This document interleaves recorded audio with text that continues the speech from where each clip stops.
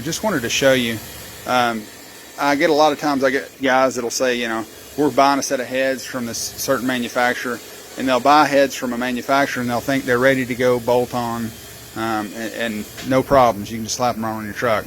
Just wanted to let you know that is not the case, okay? A lot of the heads that are purchased that are bolted on, guys don't realize how far out these things actually are when we get bare castings in here.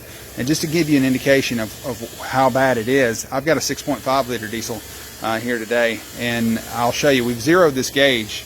This is a little P310 gauge. We've zeroed this gauge out on 2 valves, so that should be 0. Okay, so if it was a 0 clearance, then the gauge would be reading 0.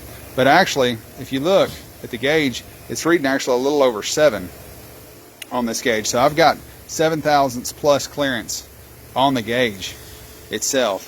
And the valves, I don't know if you can see it or not, I've just got one ran in backwards, but you can see, if you look really close, how much movement there is in that valve.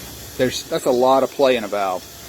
And if you put this in, it'd beat the seat out of the heads, and it wouldn't be long before it wouldn't seal correctly either. So, and it's not just 6.5 liter heads. We see these heads come in where there'll be a discrepancy of 20 thousandths or better in seat height on each one.